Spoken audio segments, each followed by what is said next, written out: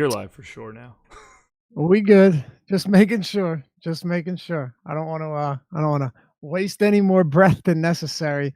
Anyway, welcome to the deeper dive.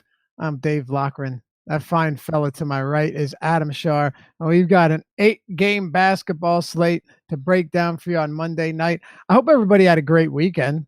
I hope everyone did well in football.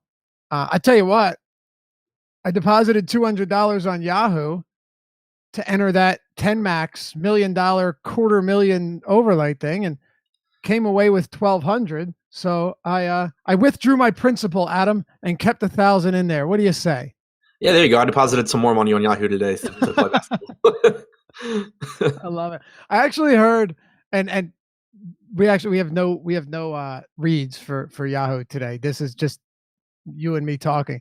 But I actually looking at it, they have that 25K guaranteed overlay on the 100K baller today, and I'm gonna get in it. Look, yesterday I hate using the term free money, but like I cashed lineups with a 0 from my tight end in certain spots. So yeah. it's doable. Yeah, I mean, even if it's not free money, like you still have to cash, but you're not going to get a tournament where you have more equity. So if you're not someone that's like playing massive volume on DraftKings and FanDuel, and you can, like, it doesn't cost you a ton in terms of your time to play Yahoo, like, why wouldn't you? Yeah, that's pretty much what it comes down to. Back when there were a lot of sites that I was playing on, like Draft Day and Draft Street and FanDuel and DraftKings, the inability, especially like years ago when you couldn't just automate everything, to go from this one to this one to this one with 10 minutes before lock when news breaks. I don't miss that. Right. Yeah. And I mean, I think if you're someone that's, running, hundreds of lineups on DraftKings and FanDuel, then the basketball tournament tonight on Yahoo probably shouldn't be enough to get your attention. But if, you're playing like 10 lineups on DraftKings, it's probably not going to be too difficult for you to manage another like 10 on Yahoo. For sure. Anyway, we're glad to be with you guys. Got 8 games. Say we just dive right into it. Let's get it going. Let me say first though, more so a question. A nice job, Josh Gordon. He took 8th in the $4 out of 35,000 plus entries. Good stuff. And you're welcome, man. Thanks for watching. For 8 games, and I say this quite a bit, when I think a slate isn't particularly special, writing the deep dive actually was more difficult than I expected it to be. I guess, we got some news and maybe some more news will open up based on some of these questionable guys potentially being out. Waiting on Jeff Teague is a big one here, but I know Mitchell Robinson, frees up some space. But aside from that, all of the guys above 10K, like say on DraftKings, maybe I'll exclude Towns from that. All of them have at least one red flag where you're not just like, man, this is the perfect spot for them. All of them have ways of disappointing. And I think that's an interesting kind of wrinkle in tonight's slate. The basketball slate today actually kind of reminds me of the football slate this weekend, where there's not a ton of really great value right now. Sure. And I'm just kind of looking at it as a slate where, it's kind of straightforward, but you should be able to make some pretty good pivots in tournaments just because there's always going to be concentrated ownership on certain guys. So it's shaping up like a slate where it's probably going to be a good one to just, fade chalk and then hope for the best. All right. Absolutely. Let's get it done then, starting on, thanks, Jay. Appreciate that. Yeah, it was a good night. 200 in the 12K or 1,200 is worth taking. Oh, $200. There was a 10 max. Why not? And if they do it again, they're doing it again next week, I'll do the same thing. I advise you to, even if you're only playing $20, like put it in there. You just have such an exponentially higher chance of cashing on something like that than like the Millie Maker. It's just, it's just, if you're playing limited entries, there's really no reason why the first $200 you spend shouldn't be in that tournament. Agreed. Not only that, the salaries kind of messed me up at first. Shut up. I'm not familiar.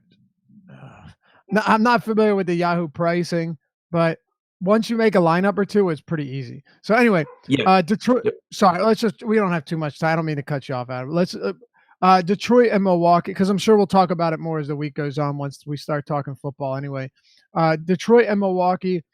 I want to start, and the odds here are Milwaukee 4-point favorites. You got a 226 total in this one. Malcolm Brogdon and Chris Middleton are both active. Ersan Ilyasova is out. But I want to talk about Giannis first. Talking about kind of red flags and or just not the most ideal spot for somebody like Giannis. And I think we'll have the same conversation with a lot of these other guys.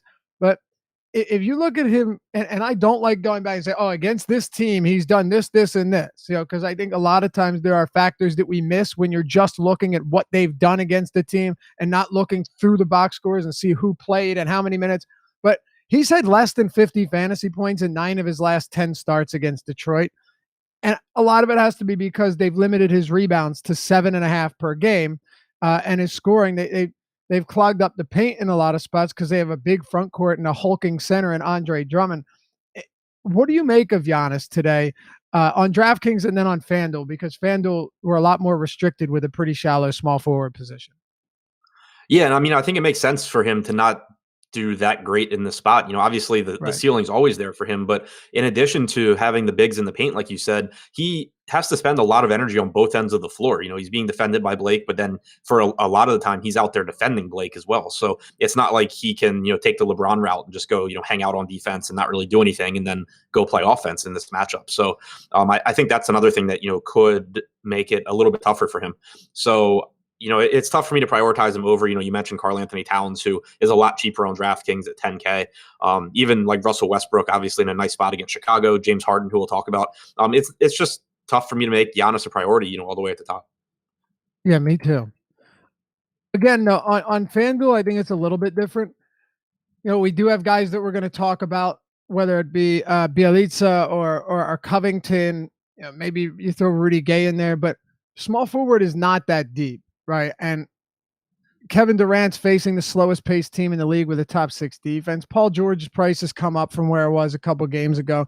So I guess I can understand playing Giannis on FanDuel, but it's still, like you said, it's not the best spot. It's not a spot where you just feel confident that you're going to get big production from it. And I think I'm going elsewhere here, particularly on DraftKings, though, where I know I don't need to target him even in multiple lineups. There's a lot of different places you can go.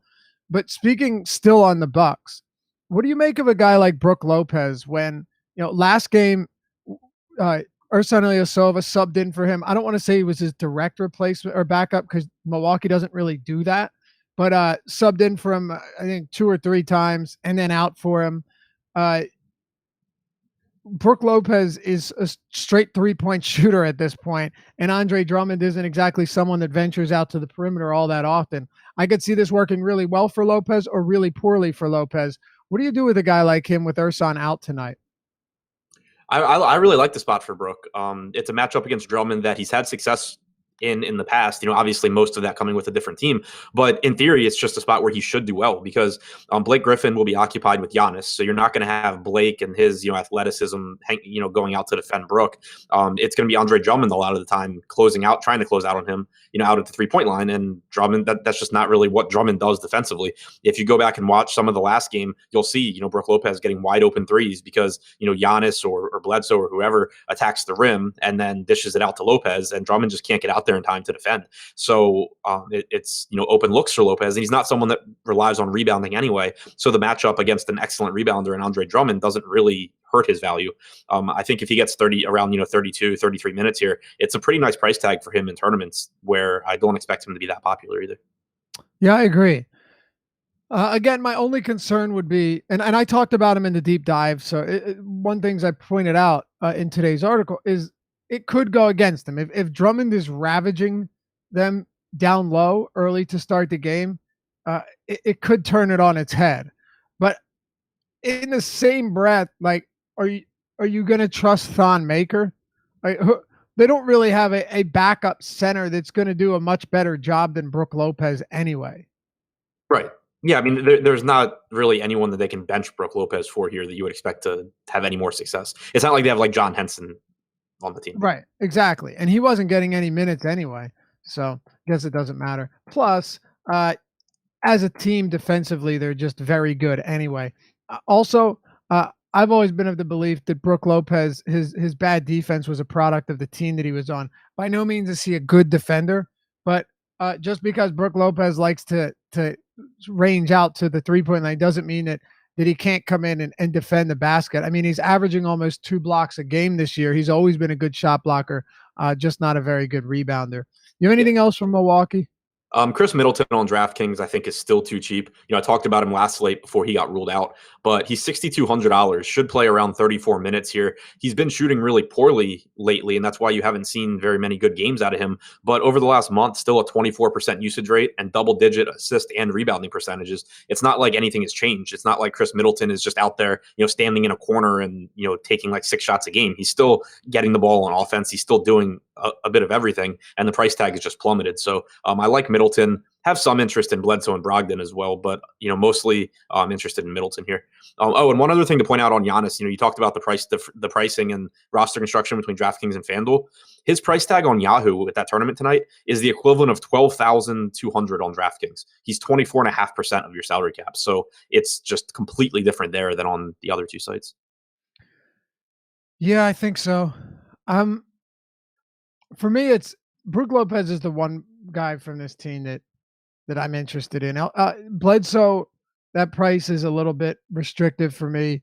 Giannis, we've talked about. I understand why you would have interest in Middleton at that price point, so I would not try to convince anyone otherwise. I have respect for Detroit's defense, but for me, it would be Brook Lopez here. He's the one guy, particularly in tournaments, that I like. Not huge on Brook Lopez in cash for obvious reasons. What about Detroit? You've got Blake Griffin, you've got Drummond. Is this a spot where you want to target either of them? I don't love either one. I prefer Blake, except for the fact that he's projected to be like twice as owned as Drummond. So that's a spot where if I'm going to play one of them, I probably would actually cap Drummond a little bit higher, just because he's projected to be lower owned. But in terms of the matchup, I like it better for Blake. He'll have to deal with Giannis on both ends, which is not ideal. But I think that you'll see a little bit more rebounding upside for him, assuming that Drummond does chase Brook Lopez around, at least for some portion of the time on the floor. You should see Blake spending more time around the basket and rebounding. So, and his price tag has come down to where he's finally less expensive than Drummond on DraftKings. So, if I have to pick between them, I would go to Blake, excluding ownership. Okay. Spin just DM'd me on Slack, said that Brook Lopez price on Yahoo, or that $13 Yahoo price on Lopez is pretty sweet. Is that good? I don't know. I guess it's well, $10 is minimum salary, so it's and Embiid's 47. They said he's $13. He's $13. So that's the equivalent of $32.50 on DraftKings. Really? Wow. All right. Well, there you go. That's pretty interesting. We actually had a bunch of people asking us if we would talk a little bit about Yahoo. So if we can mix it in, we will, if we find good value. So nice catch there, Spin. $13 when $10 is minimum. Embiid's 47 to give you an idea of the difference there. Is pretty nice. Let's move on here. Unless you have anybody else from Detroit, but for me, I don't really have a ton of interest in this game outside of Lopez and maybe some Giannis on FanDuel. Yeah, there's nothing else I'm prioritizing. Reggie Jackson's minutes are all over the place. He certainly can give you a good game at a cheap price tag, but it's not anything I expect to have tons of.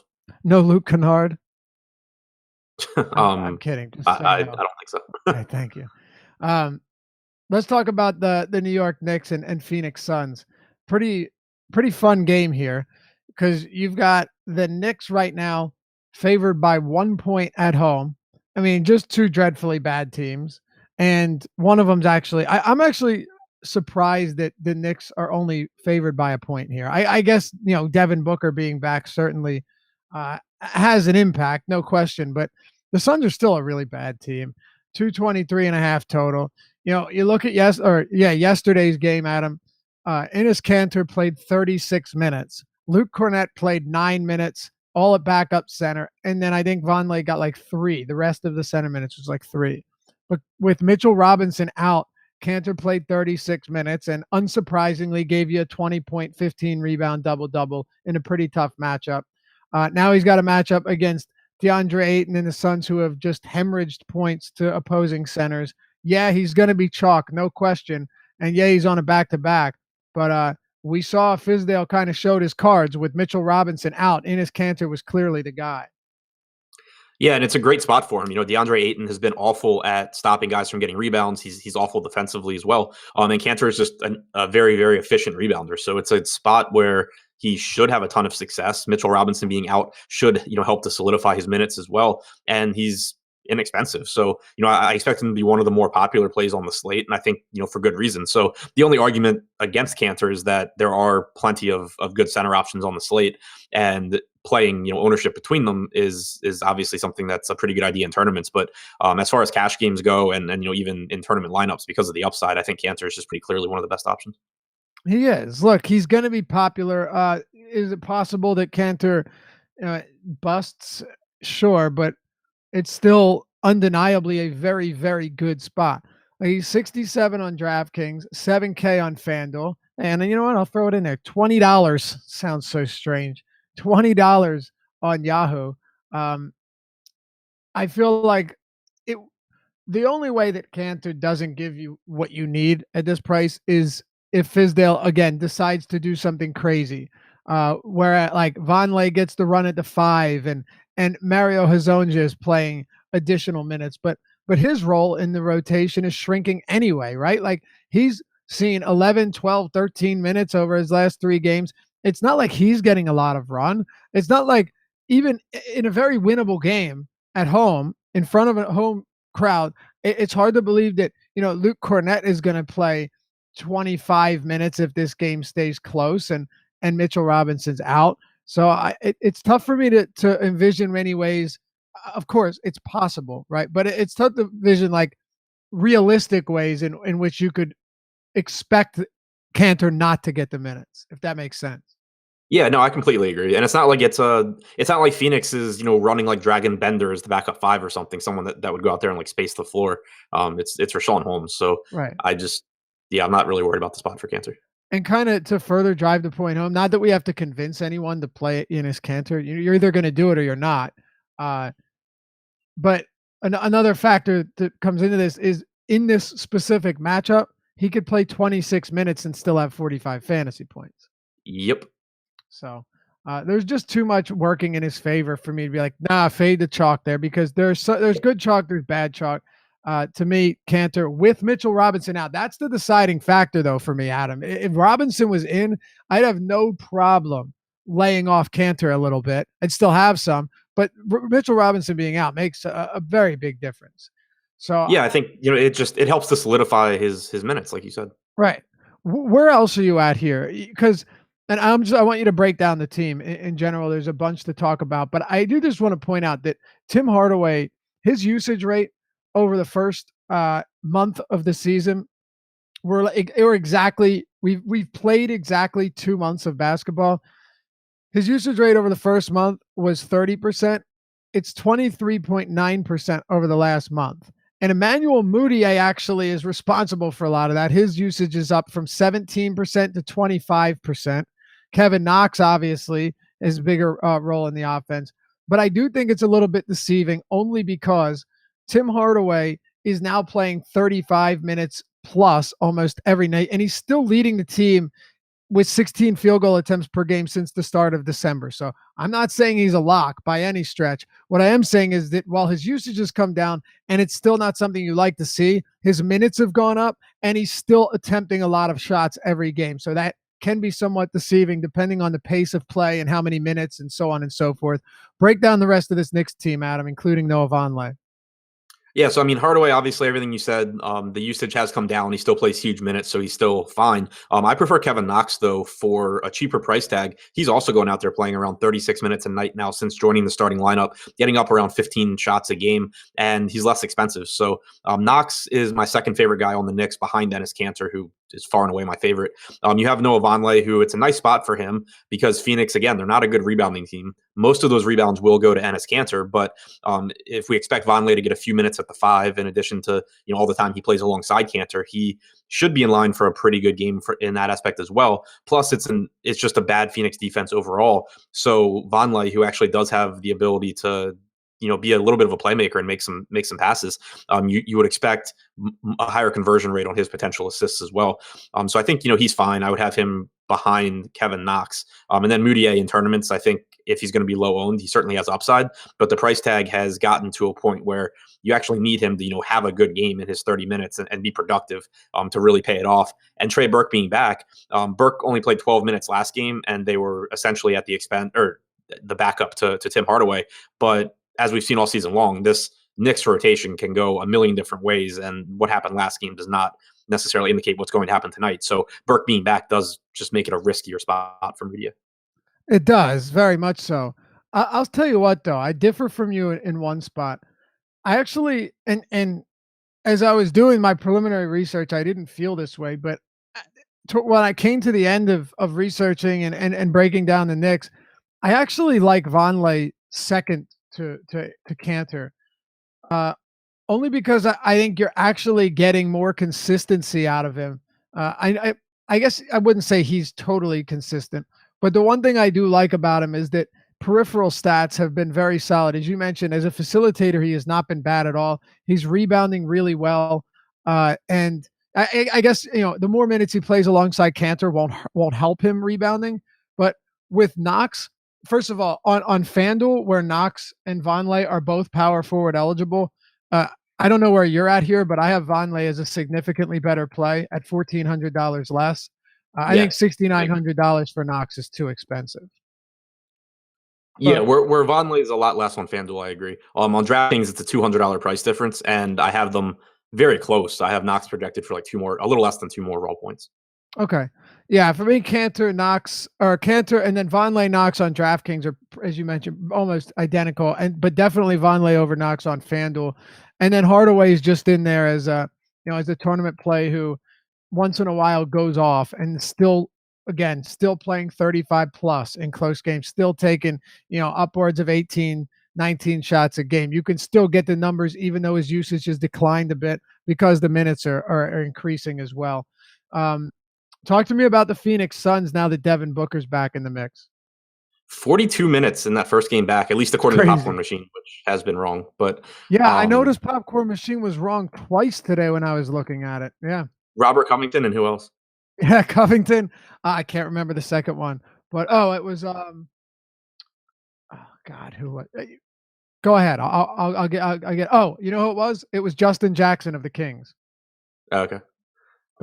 Yeah. So I mean, anyway, Booker, playing huge minutes in that first game back, obviously a great sign since he's dealt with, the hamstring injuries on and off this year. It seems like it's really not an issue for him. Not a bad matchup here against the Knicks at all. Obviously, we know that he's going to go out there and chuck up shots. Playing alongside DeAnthony Melton, maybe gets the ball out of his hands from a playmaking aspect, at least a little bit, but he's still who I would expect to lead the team in assists, pretty easily. So I like Booker. I like TJ Warren, both more so in tournaments than cash games. I don't think that either one, stands out as a top point per dollar play, but there's no question that, Booker can go out there and give you 50 plus. Warren can, give you 40 to 50. So especially with how much I like guys on the Knicks, like Cantor, I think that, it makes sense from a correlation standpoint to run with, a Booker or a TJ Warren as well. Right. I agree. Popcorn Machine had Justin Jackson at 29.4 minutes. He actually played 23 minutes in that game. So pretty big discrepancy there. With Phoenix, I don't have a ton of love for anyone on this side. I agree Booker in tournaments makes sense. I don't know how much I'll get to, though. No, I have no reason or interest in Ayton at the price point now that he's played less than 30 minutes in 7 of his last 8 games or since the start of December. But if you need, just a deep punt in tournaments, I don't think Rashawn Holmes is the craziest play. It's possible that Ayton could get himself just make a mess of things up against Cantor early on. Holmes has been eating into Ayton's minutes anyway, right? He's played 20 plus minutes in all but 2 of his last 8 games, and from a per minute basis, he's a 1.14 fantasy point per minute player. He's very, very cheap.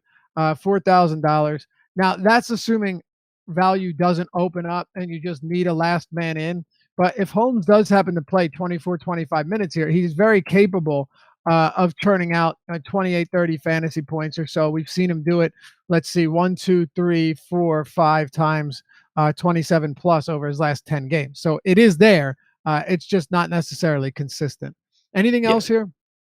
Just pointing out on Holmes, I agree with everything you said. Right now, we have him projected for 17% ownership on DraftKings. If that's the case, then I'll find other options. But if that were to fall, between now and lock, then it's certainly an appealing play, especially in large field tournaments. Yeah, good catch. I didn't see that. I don't think that. I don't know. Him and Jeremy Grant are both at 17%. That seems pretty high. We'll see. We'll see. But I can tell you this much: like Jeff Teague is still up at 19%. If Jeff Teague is out, that'll shift that'll shift things up a little bit, and you might even see like a Koji and stuff come into the mix, which would make him more interesting. Anyway, let's talk about a game that I'm quite fond of, and I'm sure many other people are. Minnesota and Sacramento. Right now, the Timberwolves are 8-point favorites. The Kings are playing decent basketball, though, man. Like I don't count the Kings out. I don't. They went into Dallas. The Mavs have been playing great at home, and beat them 120 to 113. They kept it within 5 against Golden State. They just beat Minnesota by 11 last week. So, and they blew out Chicago. They've won 3 of their last 4 games, and their only loss in that span was against Golden State. So yes, I think this is a pretty decent basketball team with a lot of quality young players. And I'm not saying, a blowout here. Maybe it will. They're playing their second of a back-to-back on the road. Anything's possible, but I'm not treating it as such, Adam. And it's got the highest total on the slate at 232. We could start wherever you'd like. There's a lot I want to talk about in this one, so you get started wherever, and I'll follow up. Yeah, I'll start on the Minnesota side with Karl Anthony Towns because he's one of my favorite plays on the entire slate, which I don't think should be surprising to anyone since he almost always is. But this is, obviously a pace up spot for Minnesota. It's a Sacramento team that Towns should be able to have plenty of success against, but he's averaged about between 1.35 and 1.4 fantasy points per minute without Butler on the floor this season. He's around 1.3 DraftKings points per minute since the Jimmy Butler trade. Most of his, or a lot of his poor games since the trade have been a result of limited minutes because of foul trouble, blowout, or a couple of games where he just had really tough matchups like against Memphis. So we've certainly seen the upside though in the good matchups, and this is certainly one of them. Close to a 28% usage rate since the trade, up at almost a 20% rebounding percentage as well. The price tag's rising, but I just think that it was way too low before. So even though it's increased, it's still, I think, too low. So absolutely love Towns. And then obviously a lot here depends on Jeff Teague. As of now, I'm assuming he doesn't play, but hopefully we'll have that news before lock. If he doesn't play, I think you should get around 34 minutes of Derrick Rose. We saw him take over the point guard duties before when Teague was out. So I would expect that you get, Rose playing more at the point, and then you get Josh Okogie playing 22 to 24 minutes at basically a minimum price tag, which would make him appealing in a huge face-up spot against Sacramento. Andrew Wiggins, if you can't afford Towns, Wiggins is a guy that I like to go to just because he's capable of, obviously scoring dependent, but when he has those big games, it probably means that Towns is having a little bit less of a good game, and it makes it, kind of work out as a leverage play. So obviously a lot depends on Teague, but I have a lot of interest in Minnesota, just, depending on who's playing.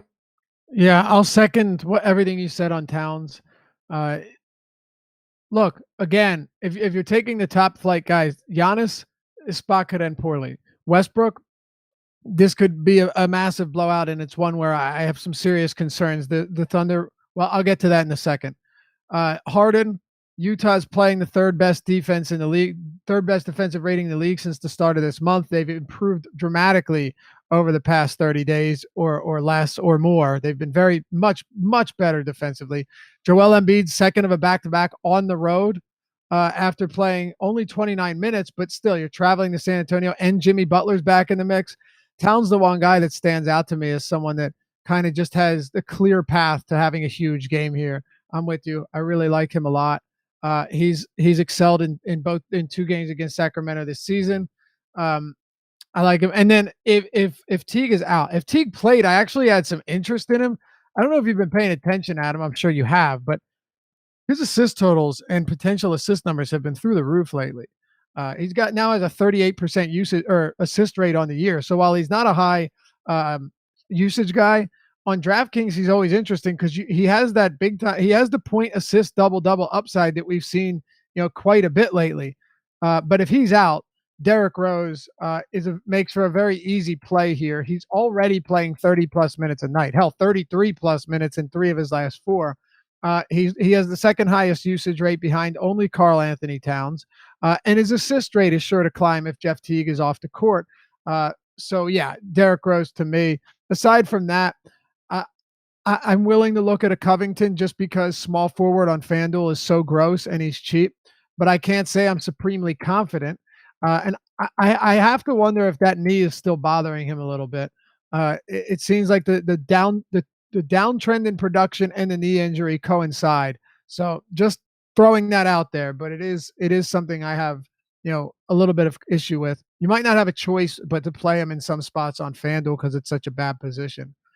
Yeah, I mean that's what concerns me with him as well. If he was still, if I was confident he was going to get the 37 to 38 minutes he had been getting, then it would just be the easiest play in the world at this price tag against Sacramento. But you do have to factor in, like you said, that he hasn't been very productive and he hasn't been playing a bunch of minutes since that injury. So there's certainly some risk. Yeah, for sure.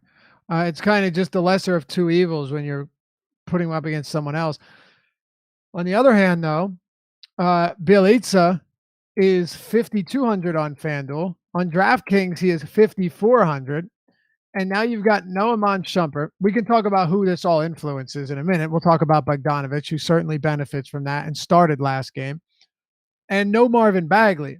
Bielitsa is producing north of a fantasy point per minute this year. He played 35 minutes yesterday against Dallas, facing his former team. Not that I care about that, but it's a good spot. It's an exploitable matchup. It's a fast-paced game with the highest total on the slate.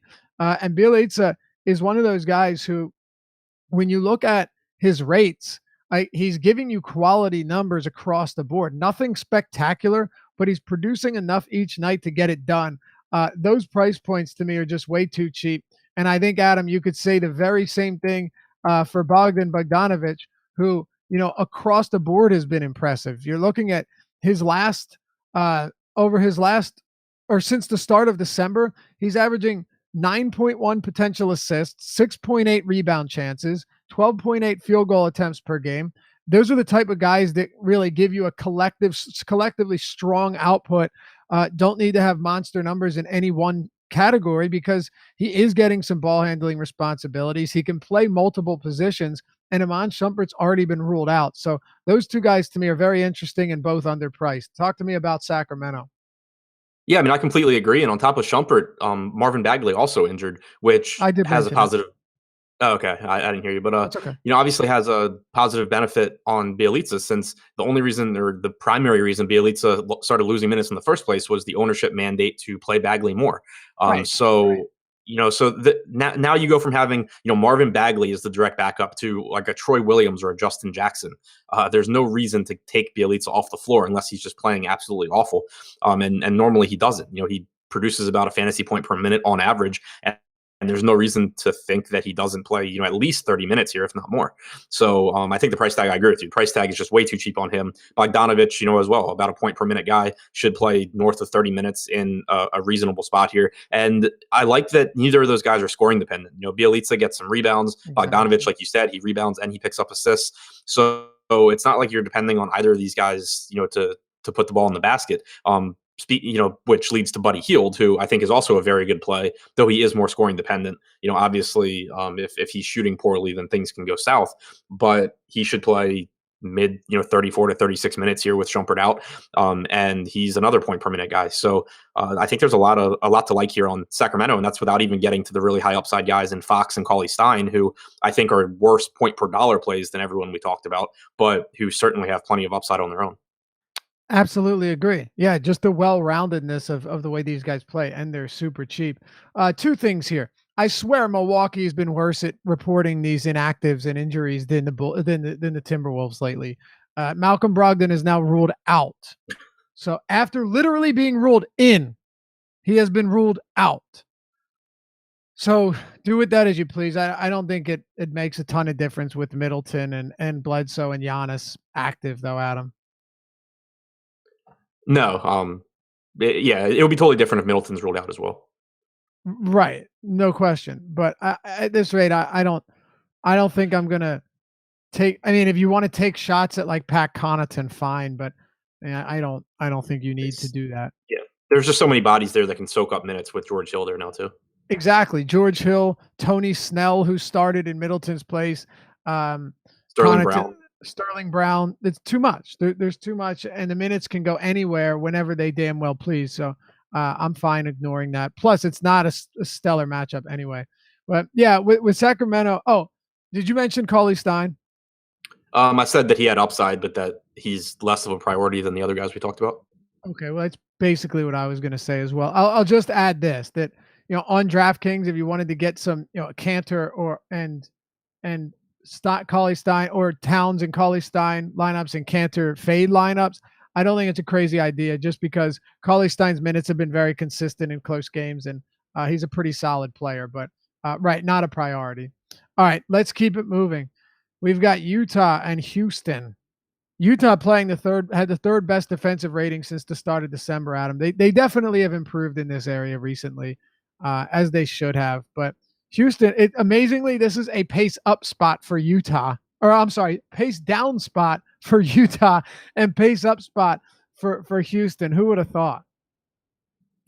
Yeah, really, really weird seeing that. But not as far significant, as by the way, but not significant. It's just funny that they're actually playing at a faster pace than the Rockets. Yeah, for sure. But I'm actually kind of interested in Harden and Capella here. Both guys popping up in my projections, which kind of surprised me and I don't feel, great about, but also I think that they're both cheap enough that it's worth taking a shot in tournaments because they should be lower owned than players priced around them. We've seen Harden obviously put up monster games lately, especially in like he did it in a tough matchup against Memphis. He's obviously capable of doing it against anyone. And since Chris Paul came back from injury, you still have a 37.8% usage rate for Harden, a 43.5% assist percentage. So he really hasn't lost much in the way of productivity since Paul came back. And then Capella's price tag is on its way back down. He's sitting at 7,800 on DraftKings now after living in the low $8,000 range for a while. Gobert this season overall hasn't been as solid in terms of rim protection as in the past. And even in previous years, he's someone that he never really concerned me as much for the opposing center as he did for, driving scorers. So I think Harden and Capella are guys that I'll probably be over the field on in tournaments. Okay. Yeah. Harden for me, Capella far less just because there are too many centers that I really, really like. But to me, Harden, I agree. Plus, he's just gone into that mode recently where you cannot slow him down. And I'm thinking, yeah, it's tough to see him doing what he's done recently or his last two games against Utah. Well, he just dropped 32, 12, and 10 against Memphis, who is literally the slowest team in the entire league. So it's James Harden. He can do it against anybody. And I think one positive aspect of this matchup is that it should be competitive, right? 4.5 points. Houston's playing better lately. And outside of the Minnesota-Sacramento game, there are no games that are just expected to be super high scoring. So, yeah, Harden to me is really appealing here, and I didn't think so either. Like I didn't expect that to be the case, but it's kind of just by a process of elimination. I prefer him over Giannis. With Westbrook, I still think Westbrook can put up monster numbers, and I'll certainly have some, but the blowout risk is very real. Other than that, though, this game's pretty much a wash for me. I don't think I have priority for anybody on Utah. One other follow-up comment on Harden, just because we've been talking about Yahoo. He's another one like Giannis. He's $50 on Yahoo, which is 25% of your prize pool or salary cap. So that's like being 12.5 on DraftKings. It's just not a spot where I'm looking to go on Yahoo. Right. I just made a lineup on Yahoo and basically could do whatever I wanted. So honestly, even if you did play Harden, it's not that tough. Bielitsa's $12. Brook Lopez is $13. Kevin Knox is $16. Rose is $19. Yeah, so the bottom's soft. Yeah, it's actually easier than you would think. So that it definitely makes it a lot easier to get someone like him into your lineup, even if he's overpriced. All right, anything on Utah? Some interest in Gobert, but like you said, the center position's deep. I don't like him as much as Capella. I don't like him as much as Nurkic or Cantor. Or Towns. Fair enough. Let's keep it moving here. Before we do, by the way, and as you know, it's 24 days of giveaway here at awesemo.com. And leading up to Christmas Eve, we're giving away some really cool prizes to all of our loved and loyal viewers and listeners. And all you have to do to get entered is like the video, hit that thumbs up, which we would hope you do anyway if you appreciate our content. And leave a comment after the show ends down below. Can be anything you want as long as you get your comment in there after the show ends, not in the chat, but beneath. And what we're doing throughout. Well, actually, changing soon, but as of now, we are giving away a free package of any sport of your choosing. So if you want one free month of the NBA package, you got it. And that'll be awarded to one lucky viewer every single day. And you can like and comment on every video, every live stream that we do. You will be entered an additional time for every time you do that. So if you watch 5 live streams from A to B, live before lock, deeper dive, early bird, strategy show, all of them, you like and comment, you're entered every single time. So you only improve your odds. So it would be a package of your choosing, any sport, free month, or something from our merch shop, which if you want to check that out, we got some really cool stuff there. You can do so at shop.awesemo.com. And well, we hope that we get some winners. And on Christmas Eve, by the way, we're giving away kind of the grand prize here, which is going to be a all access annual pass, full calendar year of premium content, all of it. It's a $700 value to one randomly selected winner. So like the video, comment below for your chance to win. It's our present from us to you at awesemo.com. We appreciate you guys. All right, Adam, OKC in Chicago. I alluded to it a second ago, but the biggest concern here with a guy like Westbrook, they're 13-point favorites, well, 12.5-point favorites, 212 total last I looked, 212.5. Blowouts are one thing, but one of the biggest concerns here is that the when I say I'm not in the business of predicting blowouts, and actually I know Chicago just beat OKC the other week in Chicago. The one thing that does stand out to me is that OKC literally ranks number 1 in the league with a 102.1 defensive rating, which is really good. Chicago literally ranks dead last in offensive rating. They're the only team in the league that's averaging less than 100 points per 100 possessions. So that's kind of something that pops off the page. The problem, though, and I'm jumping around here, I'm going to let you take it, is that Westbrook is shooting so poorly, still dropping 50-plus fantasy points on 4 for 17 shooting. You know, his upside is so astronomical. And then on the other side, you have a guy like Chris Dunn, who in Zach LaVine's stead is going to see 28, 29, 30% usage in some of these games and is still very cheap. So even Markkanen similarly, which makes it a difficult situation to predict given the tough matchup on one side and the blowout concerns on the other. Yeah, I think this is the game where I feel least certain, I think, in like how to approach it because Agreed. yeah, I mean, like Westbrook, I don't like him as much as I like Giannis or Harden or Towns or even Embiid, who we'll talk about later. But there's no question the ceiling that he has, and it doesn't feel good, not having him. But I think it's with where we have ownership projected right now, where we have Westbrook, at like 19 or 20% ownership. I'm fine going to the lower owned guys like Harden and Towns because they have tons of upside as well. They can all hit 70 points, and I just like them a little bit better. So that's kind of where I'm at with Westbrook. Paul George, I think, is fine, but the price tag has come up as well. So I just kind of think that the Oklahoma City guys are priced pretty correctly. Even Westbrook on FanDuel is 11.6, which isn't great. So it's kind of tough to get there. Where I'm really interested in this game is the DraftKings pricing on the Bulls. On FanDuel, you have Dunn and Markkanen at 7K, 7,200 and 7,000. But on DraftKings, Dunn is only 6,200. Markkanen is, I believe, 500. And then even Wendell Carter, who I'm much less interested in, but he's only 4,800. So there's a few cheap spots that you can go to on the Bulls. You mentioned the usage for Chris Dunn, and we saw like 27% in the last game against San Antonio. Last season, without Nikola Mirotic or Zach LaVine on the floor, he was at about 26.7% usage with a 35% assist percentage. Played 36 minutes last game, so he doesn't seem like there's any minutes restriction there anymore. So I do like Dunn quite a bit. Markkanen is fine, but I prefer Dunn just because I think he has more upside. He's over the last year plus, he's been a more volatile player than Markkanen, and so I think that he's the one that offers you a higher ceiling. He does, no question. And there's also the risk with Markkanen. Not to say I expect it to happen, but that like Bobby Portis does see more minutes and Wendell Carter plays well. With Chris Dunn, seeing that he played 36 minutes right out of the gate after playing one game back, I think he has way less risk of losing minutes too. Yeah, I'm much more confident in the 36 minutes. Like Dunn and Markkanen both played 36 last game, but I'm more confident in Dunn's 36 than Markkanen's. Exactly. Because there's no one behind Dunn that's going to scare you in terms of siphoning minutes away. that's pretty much where I'm at on this game. And just the one more thing I'll add about Westbrook is that, as you pointed out, you can't really prioritize him here because of the concerns, but it is one of those spots where if Westbrook went for 80 and he did it in like 3 quarters, you wouldn't be scratching your head wondering why it happened or how it happened. Yeah, I agree. Yeah. Jeremy Grant, if you need value, is there as well. Not a terrible play, but not someone that you're going to be super high on either. Okay, let's talk about San Antonio and Philadelphia. This game was a pick 'em. Now the Spurs are 1.5 point favorites. I mean, that doesn't exactly indicate that Embiid's going to be out. My guess is he moves the line a bit more than 1.5 points, but you got 224.5 total here, so pretty nice, no question. But Embiid's playing a second of a back-to-back. He's priced to a point with Jimmy Butler active where it's kind of tough.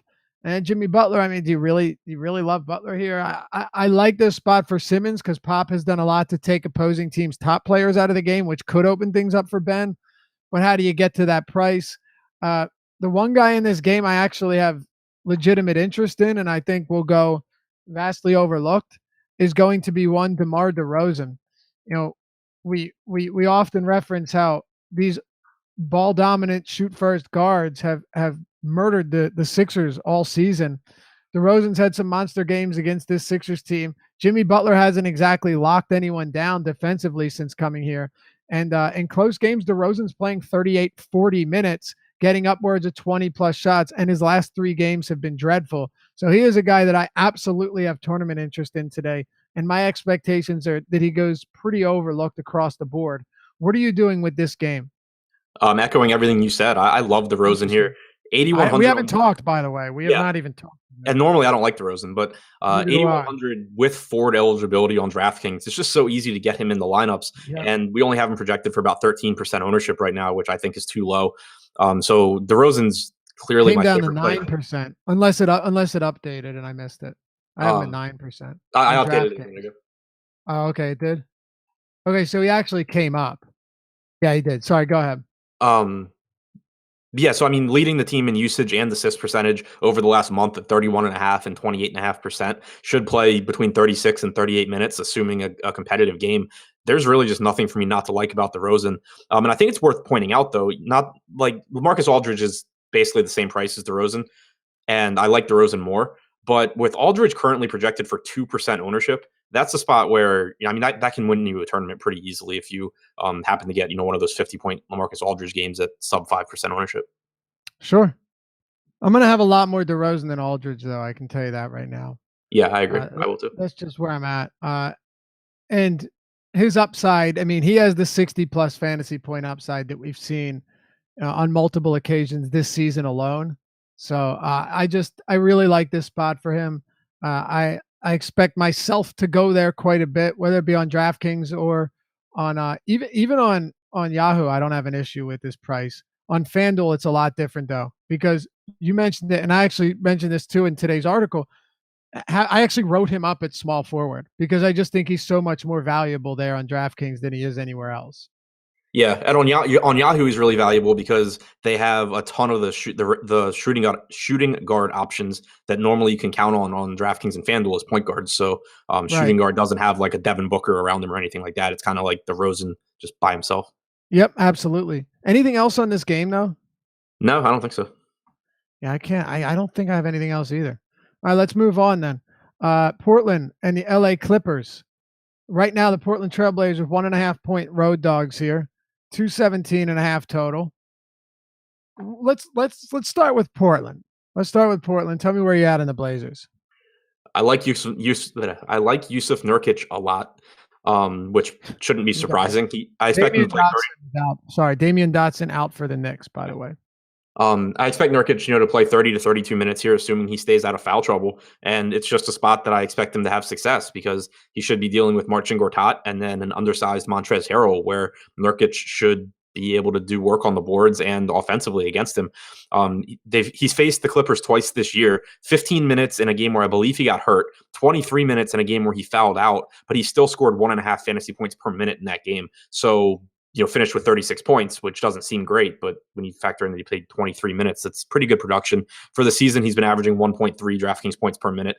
The price tag's finally starting to come up, but I still think that it's lower than it really should be. I think that he is certainly an option if you're looking to pivot away from a popular Enes Kanter without losing upside. Nurkic is certainly a guy that can give you that. Yeah, no question. I like Nurkic a lot. Again, do I have him below a few other guys like Kanter, like Karl Anthony Towns? Yeah, I do. Even again, if you're talking Yahoo, I have to put him below Brook Lopez because Lopez is so damn cheap. But Nurkic's price also really isn't tough to get to, which is and he's been remarkably consistent in close games. So I think I'd put him as like my fourth favorite center tonight, which isn't bad on an 8-game slate. Lillard too. I think the price point's fair. 8,800 on FanDuel and DraftKings. I have no issue with it. Lillard will thrive in close games too, right? He's tied with James Harden for the most second half points in the league. A lot of his production comes in the second half. We've seen this so often from Damian Lillard as a fourth quarter guy, a second half player, and not to say that's the only time he produces, but it's nice to know that, you're getting his 18 minutes a second half run in close games. And I think this game is going to be very close. So you got a guy playing 35, 37 minutes, producing fantasy points, 1.9 per minute on DraftKings. I still think Lillard's a perfectly fine play as well. Yeah, I agree completely. You have anybody else for Portland? No. Yeah, neither do I. If you want to throw like an Al Farouk Amino in there, this rebounding thing actually appears to be legitimate. Until it comes down, I'm just going to assume that something has happened, that he is rebounding markedly better, because he's done a phenomenal job as a rebounder this year. And I can't say I'm not a little bit surprised. I mean, I think he's always done a decent job, but he was mostly a 3-and-D guy.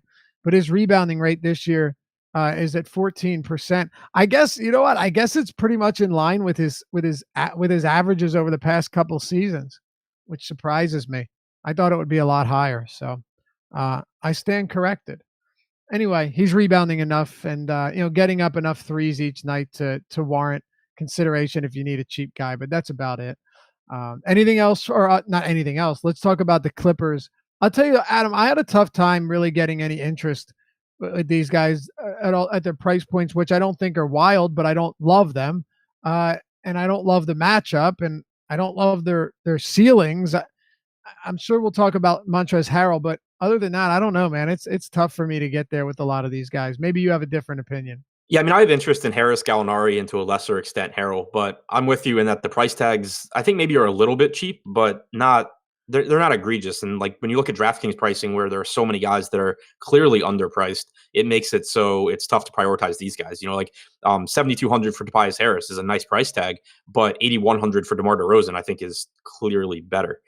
So it's just a lot of stuff like that where, in a vacuum, I like the price tags on Gallinari and Harris, but compared to some other guys, I have trouble probably getting a ton of them. And then for Montrezl Harrell, I mean, he probably plays around 26 minutes here, and the price tag is just plummeted after he hasn't been playing as great lately. But it's back to a point where, in 26 minutes, he can give you 40 points. And so for tournaments, it's a little cheap. I wouldn't touch him in cash. Okay. All right. Anything else here, or we want to move it on to the last game? Good to go to the last one. All right, let's do it, man. By the way, if you want to check out a free month without entering the competition of awesemo.com, AWESEMO, all you got to do is use the promo code Deeper Dive, all one word. Go to the homepage at awesemo.com, click join now, select your plan. Make sure to include Fantasy Cruncher so you can check that out as well. And then you'll be prompted to enter a promo code at the end before you check out. Deeper Dive, one word. You'll get a week free.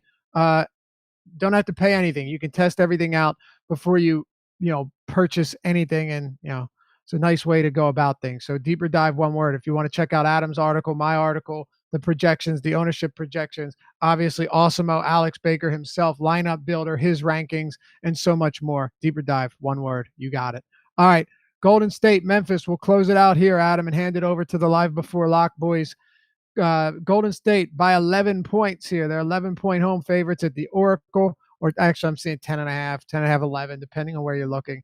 210.5 total against the slowest paced team in the league with a top 6 defense. Obviously, it's the Warriors, but man, I had a tough time prioritizing anybody from not just the Warriors, but from this game in whole. Yeah, I agree completely. It's just a really unappealing spot for Golden State, facing a slow team that is good defensively. And if Golden State scores a lot of points, it's really unlikely that the game stays close because Memphis just doesn't have the firepower to keep up. So it's not a spot that I'm super interested in. If I do go to it, it'll probably be to the cheaper guys, $6,400 Clay or $6,700 Draymond. Draymond at 68. They're both 68 on FanDuel, which is fine as well. And both of those guys play to start the fourth quarter too, so their minutes are at less risk than Steph, who comes out at the end of the third, and if the game's blowing out in the fourth, he just doesn't come back. So not prioritizing anyone, but Draymond and Clay are the two that I'm most interested in. Okay. Yeah. Based on salaries alone, I get that, and I can understand it. How much do you have right now, though? I haven't made my lineups yet. All right, because I can't imagine you're going to get a whole lot. No, I doubt Unless, that I will. yeah, and you probably cap them at, I don't know, 15%, 20. I don't know. I don't know how you're going to do it, but my guess is that you're not going to want a ton of these guys in your lineup. I will say this much though: this is a game.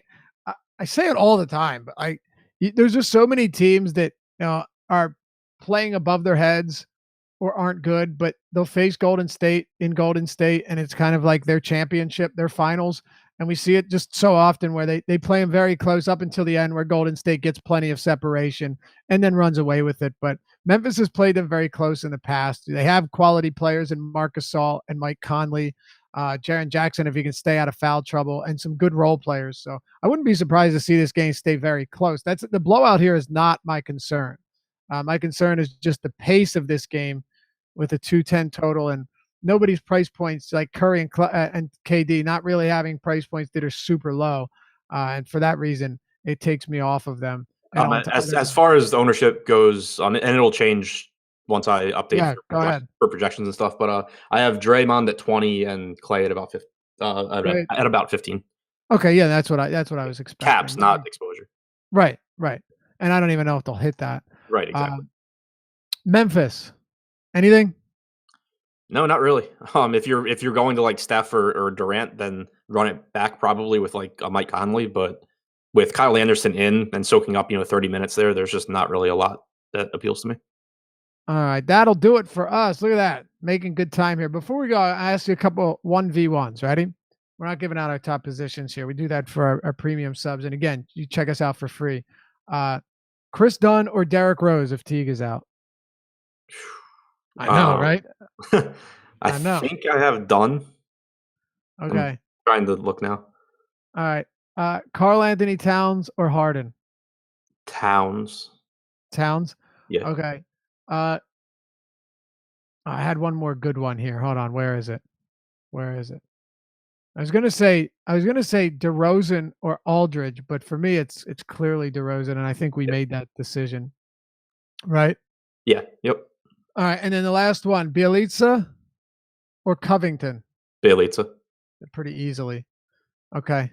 Any other close ones you've got? I mean, I think I asked you have Knox over Vonleh. I have Vonleh over. Yeah, I've not Vonleh over Knox on FanDuel. Anything we haven't talked about? Do you want to touch on? I mean, I guess I'll just mention it with, and I kind of alluded to it, but Kanter and Nurkic I have projected for almost the same amount of points. Right now we have Kanter on DraftKings projected for like four times the ownership. So that's a spot where it would be terrifying. But like if you wanted to flip that in tournaments or go higher on Nurkic at least than Kanter, it's probably a profitable spot, even though it's not going to be fun. All right. Well, there you have it. Stick around. Live Before Lock coming up after this. Good luck tonight, everybody. We appreciate you tuning in. We'll be back here tomorrow night, same time, Deeper Dive.